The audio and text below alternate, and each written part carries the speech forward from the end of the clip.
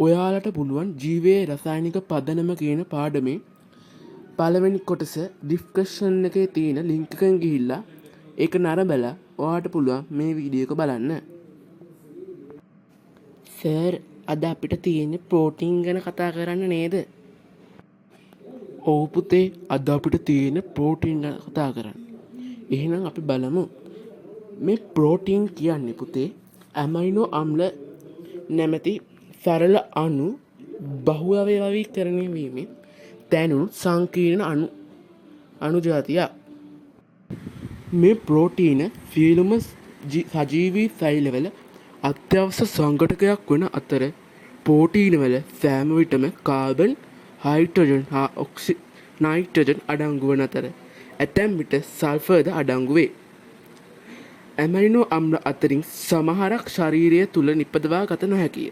ඒවා ආහාර මගින් ශරීරයට ලබාගත යුතුය.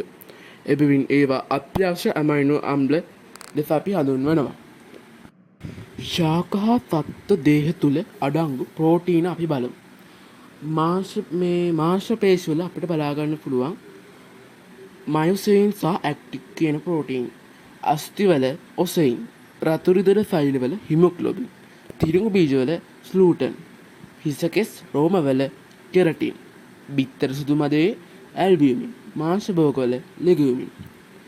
අපි බලමු ජීවී දේහ තුළ ප්‍රෝටීන් වල වැදගත්කම. ශක්ති ප්‍රභවයක් ලෙස, ව්‍යුහ සංඝටකයක් ලෙස, එන්සයිමයක් ලෙස, හෝමෝනයක් ලෙස, ප්‍රතිදේහයක් ලෙස. අපි ප්‍රෝටීන් හඳුනා ගැනීමට කරන පරීක්ෂාව තමයි බයොටික් පරීක්ෂාව. අපි පරිප්පු ජලය සමග අපරාගත් සාදා ගන්නා නිස්සාරණයක් හෝ බිත්තර සුදු මද ද්‍රාවණයක් හදාගන්න ඕන. එයට සෝඩියම් හයිඩ්‍රොක්සයිඩ් ද්‍රාවණයකින් වැඩි පරිමාවක් එකතු කර හොඳින් මිශ්‍ර කර අනතුරුව කොපර් සල්ෆේට් බිඳු කිහිපයක් එකතු කරාම අපිට එම ද්‍රාවණය අපිට බලා ගන්න පුළුවන් රෝස දම් හෝ තද දම් මේ පැහැයට හැරෙන පොඩි ගතියක්. අපි බලමු පුතේ දැන් එන්සයිම ගැන.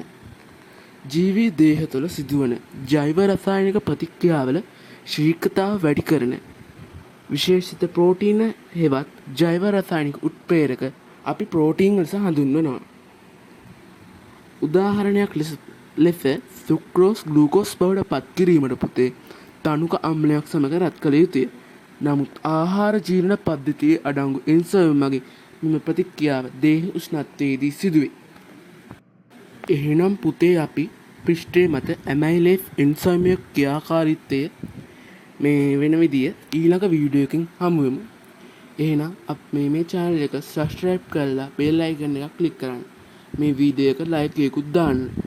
එහෙනම් පුතේ අපි ඊළඟ වීඩියෝ එකකින් හමු වෙමු. හාස ආයුබෝවන්.